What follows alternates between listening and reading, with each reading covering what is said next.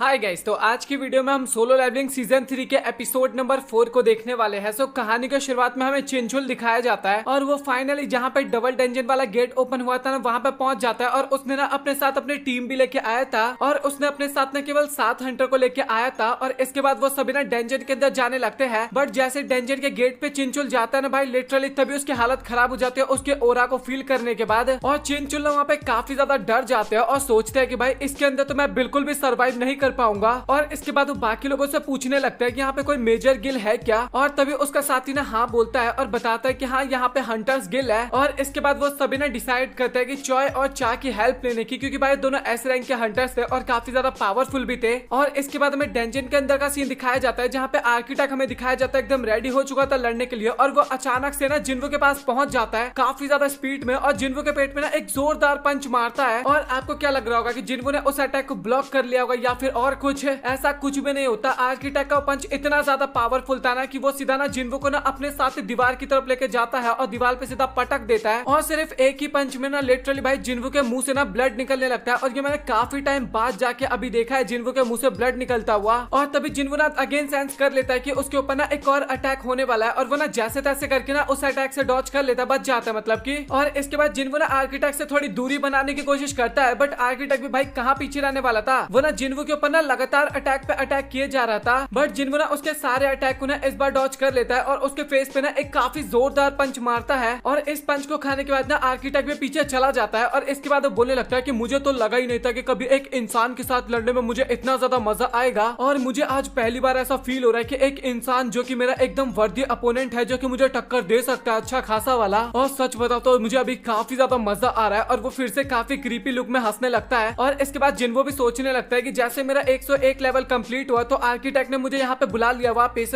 और जिन्वो सोच रहा होता है कि आर्किटेक्ट को अभी लग रहा होगा कि मैं उसका कुछ भी नहीं बिगाड़ सकता, बट वो यहीं पे तो गलत है और अभी मैं उसको काफी ज्यादा तड़पाने वाला हूँ। और इसके बाद वो आर्किटेक्ट को बोलता है कि मुझे ना तुझसे काफी ज्यादा क्वेश्चन पूछने हैं। और इसके बाद जिन्वो बोलने लगता है कि आखिरकार तूने इस सिस्टम को क्यों क्रिएट किया और मुझे ही एज अ प्लेयर क्यों चुना, और बोलता है कि आखिरकार इस दुनिया में चल क्या रहा है, मुझे सभी चीजों के बारे में बताओ। और इसके बाद आर्किटेक्ट ना जिन्वो की तरफ काफी स्पीड में मारने के लिए जाता है और बोलता है कि तुझे क्या लगता है कि मैं तुझे इतनी आसानी से इन सभी के आंसर दे दूंगा, और मुझे पता है कि अभी तेरे दिमाग में ये भी चल रहा है कि अगर तू मुझे हरा देगा तो तुझे आंसर कौन देगा। और इसके बाद जिन्वो बिना उससे काफी ज्यादा दूरी बना लेता है क्योंकि उसको पता था कि अगर वो क्लोज रेंज में फाइट करेगा ना तो वो एक तरह से हार जाएगा। और इसके बाद तभी ना जिन्वो अपनी कमांडर अथॉरिटी टेक्निक का इस्तेमाल करता है और इसके बाद आर्किटेक्ट भी ना वहाँ पे कमांडर अथॉरिटी का इस्तेमाल करता है और दोनों का अटैक ना एकदम बेकार हो जाता है। और जिन्वो को पता चल गया था कि भाई आर्किटेक्ट को ना तो वो क्लोज से हरा सकता है और ना ही लॉन्ग रेंज से, मतलब कि काफी ज्यादा पावरफुल था। और आर्किटेक्ट भी वहाँ पे बोलने लगता है कि मुझे फर्क नहीं पड़ता कि तुम यहाँ पे जीतोगे या फिर नहीं जीतोगे, बट तुम्हें उसका आंसर जरूर मिलेगा क्योंकि ये सब चीजें ऑलरेडी डिजाइन कर दिया गया है। और इसके बाद आर्किटेक्ट ना वहाँ पे काफी सारे वेपन्स को ले लेता है अपने काफी सारे हाथों में। और इसके बाद आर्किटेक्ट बताने लगता है कि इन सभी चीजों के बारे में मैंने तभी बता दिया था जब मैंने इस सिस्टम को क्रिएट किया था। और जिन्वो बोलने लगता है कि भाई आखिरकार तूने इस सिस्टम को क्रिएट कैसे किया और आखिरकार मुझे इतनी सारी पावर तू दे कैसे पाया। और आर्किटेक्ट बोलने लगता है कि सच बताओ तो मैं तो इस चीज के काफी ज्यादा खिलाफ था और मैं तुझे चूज करना बिल्कुल भी नहीं चाहता था, और बस मैंने इस सिस्टम को क्रिएट किया, मैं इसका आर्किटेक्ट हूँ। और अभी जिन्वो ना अपनी टाइमिंग भी देखता है और उसके पास ना काफी कम टाइम बचा था। और इसके बाद आर्किटेक्ट बिना जिन्वो की तरफ अटैक करने के लिए जाता है और भाई आर्किटेक्ट बिना अपनी अभी पूरी ताकत के साथ वहाँ पे लड़ाई कर रहा था और दोनों के बीच का कॉम्पिटिशन जो था ना वो भाई नेट टू नेट चल रहा था। और तभी जिन्वो रियलाइज करता है कि उसके जो सेंसेस है ना वो काफी ज्यादा स्ट्रॉन्ग हो गए पहले की तुलना में। और अभी जिन्वो ना काफी आसानी से ये पता कर पा रहा था कि आखिरकार आर्किटेक्ट कहाँ से अटैक करने वाला है। और ये सारी चीजें देख के ना आर्किटेक्ट भी काफी ज्यादा हैरान हो जाता है और वो सोचता है कि अभी मैं अपनी पूरी पावर के साथ जिन्वो के ऊपर अटैक कर रहा हूँ, बट मुझे ये समझ में नहीं आ रहा कि आखिरकार ये अब तक मेरे सामने कैसे टिका हुआ है। और इसके बाद जिन्वो तभी एक काफी पावरफुल अटैक करता है और आर्किटेक्ट के ना एक हाथ को उड़ा देता है। और आर्किटेक्ट वहाँ पे बताने लगता है कि अभी मैं फेक बॉडी के अंदर हूँ लेकिन उसके बाद भी मेरे पर अटैक कर पा रहा है और मुझे उसका इफेक्ट भी हो रहा है, और कहीं इसी कारण तो उसने तुम्हें चूज नहीं किया ना, और उसका छोटा सा पार्ट तुम्हारे अंदर भी मौजूद है। और इसके बाद आर्किटेक्ट भी वहाँ पे काफी ज्यादा गुस्सा हो जाता है और इसके बाद वो फिर से ना जितने भी स्टैचू हरा दिए थे जिन्वो ने उन सभी को ना अगेन जिंदा कर देता है। और यहाँ तक कि वो जो गॉड स्टैचू था ना अगेन वो भी जिंदा हो जाता है। बट अभी जिन्वो पहले से काफी ज्यादा स्ट्रॉन्ग हो गया था, वो सीधा गॉड स्टैचू की तरफ बढ़ता है और सबसे पहले ना वो अपने कमांडर अथॉरिटी टेक्निक का इस्तेमाल करता है और उसकी मदद से उसके आसपास जितने भी स्टैचू थे ना वो एक ही बार में ना उन सभी को ढेर करने लगता है। और इसके बाद जिन्वो ना बाकी सभी बचे हुए स्टैचूज के भी ऊपर अटैक करता है और उन सभी से डॉज करते हुए ना जिन्वो सीधा आर्किटेक्ट की तरफ जाने लगता है क्योंकि अभी ना जिन्वो के पास काफी कम टाइम बचा हुआ था। और इसके बाद वो अपने डैगर की मदद से ना आर्किटेक्ट के ना सभी हाथ को स्लाइस करने लगता है, काटने लगता है। और अभी आर्किटेक्ट बिना अपने स्वॉर्ड की मदद से ना जिन्वो को पीछे कर देता है और जिन्वो थोड़ा पीछे हो भी जाता है। और तभी अचानक से ना जिन्वो के ऊपर ना एक स्टैचू ना अपने शील्ड की मदद से अटैक कर देता है। और जैसे जिन्वो उस स्टैचू को देखता है भाई लिटरली बौखला जाता है, क्योंकि ये ना वही स्टैचू था जो कि फर्स्ट एपिसोड में जिन्वो के पैर को काटा था, मतलब कि फर्स्ट या फिर सेकंड एपिसोड के अंदर। और इसके बाद जिन्वो ना सबसे पहले तो उसी स्टैचू का पत्ता कट करता है, उसके सर को ब्लास्ट करके, और इसके बाद वो आर्किटेक्ट के बिना दोनों हाथों को तोड़ देता है। और इसके बाद ना तभी वहाँ पे काफी बड़ा सा धमाका होता है और अगले सीन में हमें दिखाया जाता है कि जिन्वो ना अपने डैगर को ना आर्किटेक्ट की तरफ पॉइंट कर रखा है और आर्किटेक्ट वहाँ पे बोलने लगता है कि अच्छा फाइनली तुम विनर बन चुके हो और ये टेस्ट यहाँ पे हो जाता है खत्म। और इसके बाद आर्किटेक्ट ना अपनी उंगली को ना जिन्वो की तरफ पॉइंट आउट करता है और बोलता है कि आंसर तुम्हारे अंदर ही खुद ही छुपा हुआ है। और इसके बाद तभी जिन्वो के पास ना एक नोटिफिकेशन ऑन होता है और उसमें लिखा हुआ था कि जो डेटा तुम्हारी मेमोरी के अंदर स्टोर हो रखा है क्या तुम उसको रीड्राइव करना चाहते हो, यस और नो।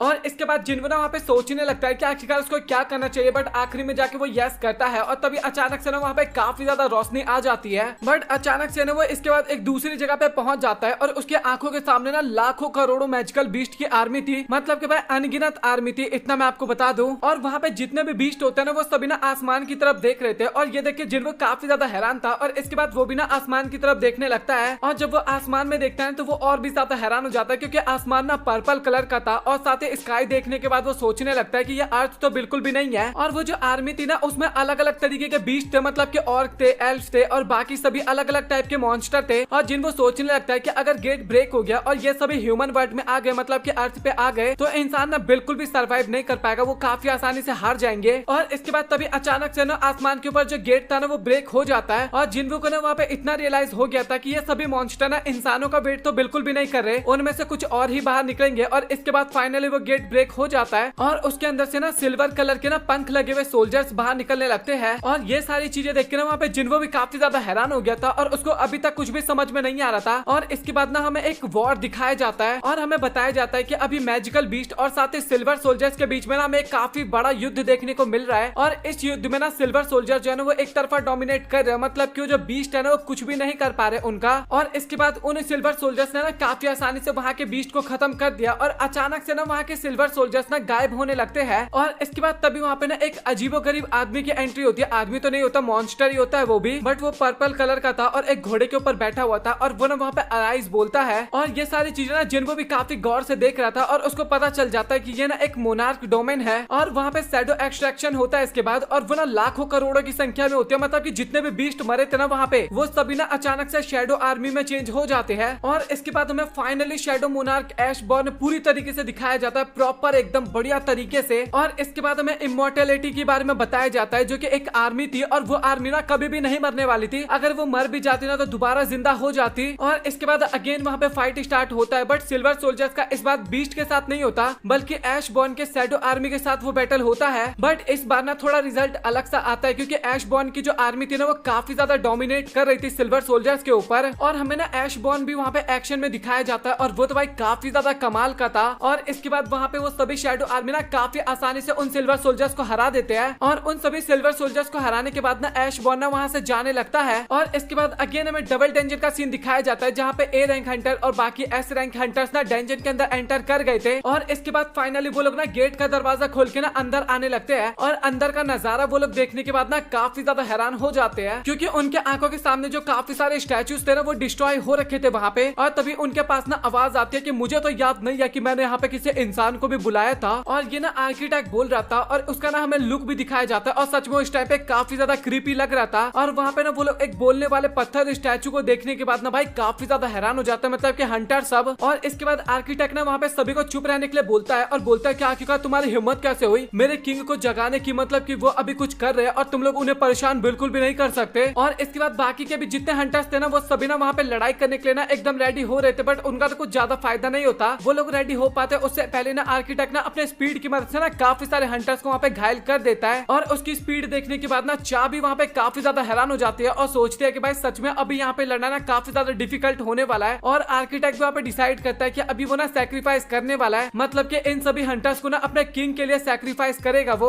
और इसके बाद हमें अगेन जिन्वो का सीन दिखाया जाता है और इसके बाद वो देखता है कि दो गेट ना वहाँ पे अपीयर होते हैं और एक गेट के अंदर तो वही डीमन की आर्मी निकलती है, मतलब कि काफी ज्यादा बीस्ट होते हैं उसके अंदर। और एक गेट से ना वही शैडो आर्मी की आर्मी निकलती है, मतलब कि ऐशबॉर्न की आर्मी निकलती है और दोनों ना एक दूसरे के आमने सामने खड़े थे। और इसके बाद अगेन हमें डेंजन का सीन दिखाया जाता है, डबल डेंजन का, जहाँ पे हीलर्स ना अपने घायल साथियों को ना हील करने में लगे हुए थे। और जो चॉय और बाकी लोगों के सामने की सिचुएशन थी ना भाई, वो काफी ज्यादा खतरनाक थी, क्योंकि अभी स्टैचू जितने भी थे ना वो सभी भी दोबारा जिंदा हो गए थे। और घुमा फिरा के सबसे बड़ी प्रॉब्लम तो गॉड स्टैचू ही बन जाता है, क्योंकि भाई उसका लेजर अटैक जो था ना वो काफी ज्यादा खतरनाक था एक तरह से। और इसके बाद आर्किटेक्ट वहां पे बोलने लगता है कि जो कोई भी आखिरी तक जिंदा रहेगा मैं उसको एक प्राइज देने वाला हूँ, एक इनाम देने वाला हूँ, और उसको मौका मिलेगा किंग को जिंदा होते हुए देखने का। और सबसे फनी बात तो ये है कि क्या तुम में से कोई भी आखिरी तक जिंदा रहेगा या फिर नहीं, मुझे यही चेक करना है। और गॉड स्टैचू ना अपने लेजर की मदद से सभी के ऊपर अटैक करता है, और ये चीज ना चॉय नोटिस कर लेता है। और इसके बाद वो ना अपने साथियों को ना सावधान रहने के लिए बोलता है, मतलब कि बचने के लिए बोलता है। और भाई जैसे तैसे करके ना वहाँ पे बाकी हंटर्स ना उस अटैक से डॉज करते हैं। और इसके बाद चॉय भी ना अपने फायर अटैक का इस्तेमाल करता है, और वो फायर अटैक ना वो सीधा स्टैचू मॉन्स्टर की तरफ करता है। और इसी का फायदा ना बाकी के हंटर्स भी उठाने लगते हैं। और चिंचुला सीधा एक स्टैचू मॉन्स्टर को ना अपना पंच मारने के लिए जा रहा था, काफी ज्यादा पावरफुल पंच बना के जाता है। और वो पंच तो उसने काफी जबरदस्त मारा था, बट फनी बात तो ये थी कि उस स्टैचू मॉन्स्टर को ना उस पंच का ना कोई असर ही नहीं हुआ था, कुछ भी नहीं हुआ था, लिटरली खरोच भी नहीं आया था। और इसके बाद तभी उस स्टैचू के ऊपर ना फायर अटैक होता है, और ये अटैक करने वाला और कोई नहीं, आपको पता ही है कौन था, चॉय था। और वो बताने लगता है कि फिजिकल स्ट्रेंथ के मामले में स्टैचू काफी ज्यादा खतरनाक है, हम उसको इस तरीके से नहीं हरा पाएंगे। और इसके बाद अगेन हमें वही स्टैचू दिखाया जाता है जिसपे फायर अटैक हुआ था। और फिजिकल क्या भाई, उसके ऊपर ना मैजिकल पावर या फिर फायर अटैक का बिना कोई असर नहीं हुआ था। और इसके बाद हमें बाकी के हंटर्स भी दिखाए जाते हैं, और वो लोग बिना काफी गंदा वाला स्ट्रगल कर रहे थे वहाँ पे, क्योंकि उनका अटैक किसी काम का ही नहीं था। मतलब क्यों ना किसी भी मॉन्स्टर को ना वहाँ पे अटैक नहीं कर पाते, किसी भी स्टैचू के ऊपर डैमेज नहीं दे पा रहे थे। और अभी चॉय को भी समझ में आ गया था कि भाई उनके बचने का ना काफी कम चांस है, और उनके पास ना अब कोई भी ऑप्शन नहीं है, और केवल एक ही इंसान है जो कि उनको अभी बचा सकता है इस सिचुएशन में। और आप लोग भी समझ गए होंगे कि वो आखिरी इंसान कौन है जो कि अभी उन लोगों को बचा सकता है। और इसके बाद चॉय भी ना अपना फायर अटैक ना जिन्वो की तरफ करता है, ताकि जिन्वो अपने होश में आ जाए। और वो अटैक ना जिन्वो को लगने वाला था, लेकिन तभी जिन्वो के बीच में ना आर्किटेक्ट आ जाता है, और वो ना जिन्वो को वहाँ पे बचा लेता है। और इसके बाद आर्किटेक्ट वहाँ पे काफी ज्यादा गुस्सा हो जाता है, और वो ना सीधा चॉय की तरफ अटैक करने के लिए बढ़ता है। और वो बोलने लगता है कि आखिरकार तुम्हारी हिम्मत कैसे हुई किंग को परेशान करने की या फिर उन्हें जगाने की। और इसके बाद चॉय के ना काफी सारे साथी वहाँ पे आर्किटेक्ट पे ना अटैक कर देते हैं, मतलब कि एक तरह से ना चॉय को बचा लेते हैं वो सभी लोग मिलके। और इसके बाद तभी चिंचुल भी ना काफी देर चिल्लाते हुए चा को बोलता है कि हम ना इन सभी को संभाल लेंगे, आप जाके ना जिन्वो को उठाइए सबसे पहले। और इसके बाद चा भी ना काफी स्पीड में ना जिन्वो की तरफ जाने लगती है, और वो ना जिन्वो के पास पहुंचने वाली थी। बट अगेन हमें जिन्वो के पास्ट का सीन दिखाया जाता है, मतलब पास्ट ने वो जहाँ पे भी था अभी वो वाला सीन दिखाने लगते हैं। और हमें ना वहाँ पे बीस्ट और शैडो सोल्जर्स के बीच में ना एक काफी बड़ा युद्ध देखने को मिलता है। और सबसे इंपॉर्टेंट बात तो ये थी कि जिन्वो का ये समझ में नहीं आता कि आखिरकार ये दोनों लड़ क्यों रहे हैं, क्योंकि शैडो सोल्जर्स भी तो एक तरह से बीस्ट ही थे ना, क्योंकि कुछ टाइम पहले वो सिल्वर सोल्जर्स से लड़ रहे थे, और सिल्वर सोल्जर्स ने बीस्ट को हराया था। तो यहाँ पे तो दोस्त होने चाहिए थे ना एक दोनों, बट वहाँ पे कुछ भी समझ में नहीं आता उसे। और सबसे इंपॉर्टेंट बात वो ये भी बताता है कि चाहे ये बीस्ट ना कितनी बार भी शैडो सोल्जर्स को हरा दे, बट उसके बाद भी ना उनको कुछ ज्यादा फर्क नहीं पड़ने वाला, क्योंकि बार बार ना जिंदा हो जाएंगे। और जिन्वो बताता है कि अगर ये सभी सोल्जर्स मेरे होते ना तो अब तक शायद मेरा माना खत्म हो चुका होता, मतलब कि वो कब का हार चुका होता। और जिन्वो अगेन वही सारी बातें सोचने लगता है कि मैजिकल बीस्ट और साथ ही शैडो सोल्जर्स आपस में क्यों लड़ रहे हैं। और जिन्वो को कुछ खास आंसर तो नहीं मिलता, और वो सोचता है कि शायद आपस में कुछ कॉन्वर्सेशन हुई होगी, मतलब कि तू मैं हुआ होगा, जिस कारण इन दोनों के बीच में लड़ाई हो गया। और इसके बाद तभी हमें डीमन किंग बैरान देखने को मिलता है, जो कि ना काफी गंदी हालत में पड़ा हुआ था। और ऐशबॉर्न भी ना उसके पास जाता है और बोलता है कि आज हमारे पास काफी बढ़िया मौका था इस वॉर को खत्म करने का। और वो बोलता है कि तू मुझे ये बता कि आखिरकार तूने मुझे धोखा क्यों दिया। और बैरान ना वहाँ पे कुछ भी नहीं बोल रहा था, बल्कि वो ना वहाँ पे काफी ज्यादा हंसने लगता है, और बोलता है कि मैं चाहूँ ना तो मैं तुझे अभी भी खत्म कर सकता हूँ। और शैडो मोनार्च ना अगेन बोलता है कि भाई आखिरकार तूने मुझे धोखा क्यों दिया, तू इसके बारे में मुझे बताएगा या फिर नहीं। और भाई बैरान ना वहाँ पे कुछ भी नहीं बोल रहा था, वही हंस रहा था नॉर्मली सा। और ये देख के ना भाई शैडो मोनार्च को ना काफी ज्यादा गुस्सा आ जाता है, मतलब कि ऐशबॉर्न को, और वो उसका गर्दन पकड़ के ना सीधा उसको उठा देता है। और भाई अभी भी ना काफी ज्यादा बकवास कर रहा था, मतलब कि डीमन किंग बैरान काफी ज्यादा बकवास कर रहा था। और अभी ऐशबॉर्न को आ जाता है गुस्सा, और वो ना पत्ता कट कर देता है वहाँ पे बैरान का। और इसके बाद तभी जिन्वो ना बैरान को देखता है काफी क्लोज से,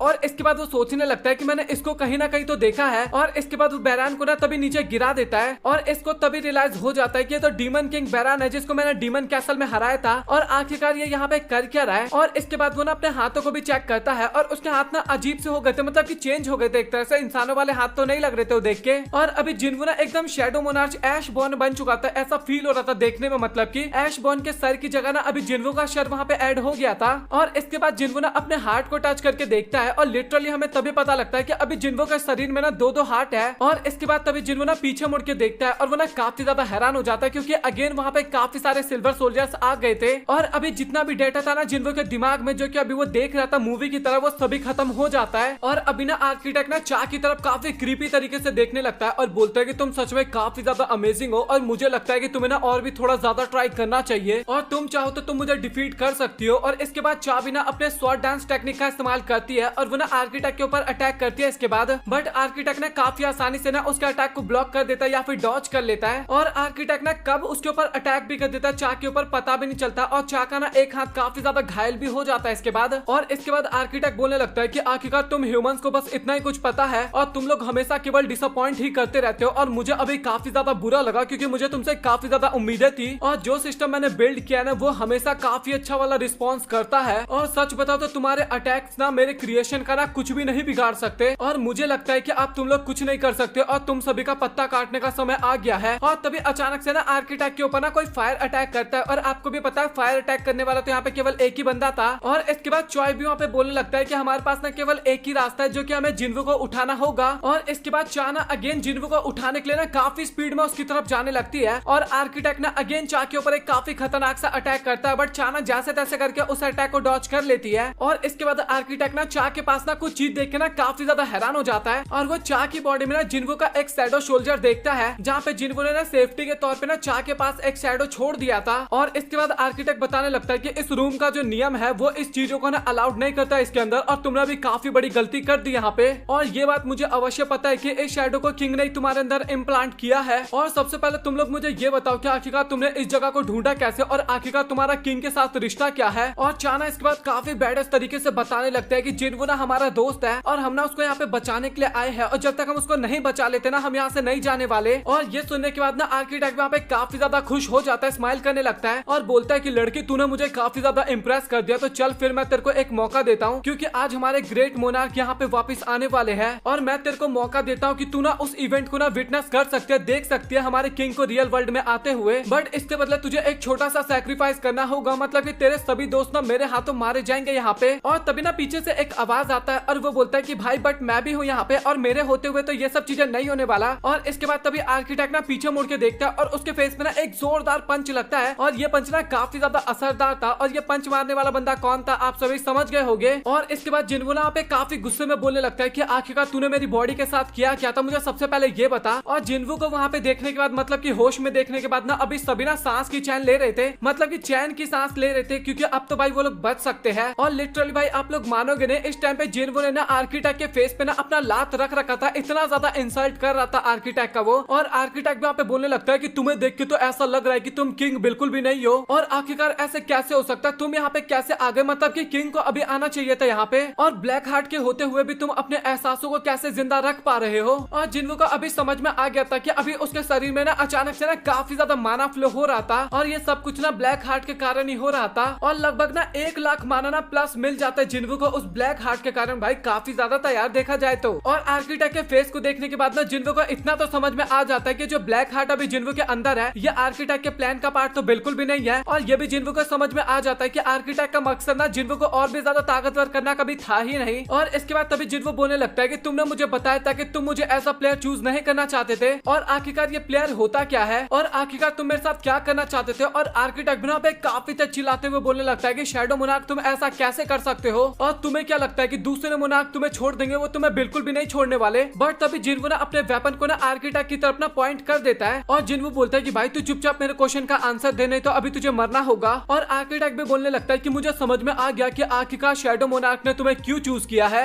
और इसके बाद उसके आसपास जितने भी और भी स्टैचू थे ना वो सभी अगेन जिंदा हो जाते हैं और वो सभी ना अब बाकी हंटर्स की तरफ बढ़ने लगते हैं। और इसके बाद आर्किटेक्ट भी बोलने लगता है कि अगर तुमने मुझे मार भी दिया ना उसके बाद भी मेरे पॉपिट्स ना यहाँ पे रुकने वाले नहीं है, तुम सभी को डिस्ट्रॉय कर देंगे। और जिन्वो वहाँ पे काफी बैडेस्ट तरीके में बोलता है कि क्या हुआ अगर मैंने तेरे पॉपिट्स को भी मार दिया और साथ ही तुझे भी मार दिया तो। और आर्किटेक्ट वहाँ पे बताने लगता है कि तुझे पता है कि मैं आर्किटेक्ट हूँ और अगर तूने मुझे मार दिया और इसके बाद वो कुछ बोलने वाला होता है, हाँ मुझे पता है कि इसके बाद मैं दोबारा ई रैंक हंटर में बदल जाऊंगा, जिन्वो बोलता है। और ये बात मुझे भी लगा था, बट मुझे इतना भी पता है कि जो अभी सिस्टम है वो बर्बाद तो बिल्कुल भी नहीं होने वाला। और इसके बाद हमें जिन्वो दिखाया जाता है जो कि ना आर्किटेक्ट के सिस्टम को ना हैंग कर चुका था, मतलब कि एक तरह से हैक कर चुका था, आप मान सकते हो। और इसके बाद लिटरली जिन्वो अपना फाइनल अटैक करता है, फाइनल अटैक, और आज की अटैक का पत्ता ना वहीं पे वो कट कर देता है। लिटरली भाई उसने अपने पहले एपिसोड का बदला अब जाके ले ही लिया आर्किटेक्ट से, और उसको मारने के बाद अभी जिन्वू का ना ये लुक ना काफी ज्यादा बैडेस्ट लग रहा था डैगर के साथ, और ये एनिमेशन में कुछ ऐसा हो जाए तो अलग ही लेवल के मजे आ जाने हैं भाई। और फाइनली यहाँ पे डबल डेंजन का गेम हो जाता है खत्म, मतलब कि जिन्वू ने फाइनली डबल डेंजन यहाँ पे क्लियर कर ही दिया।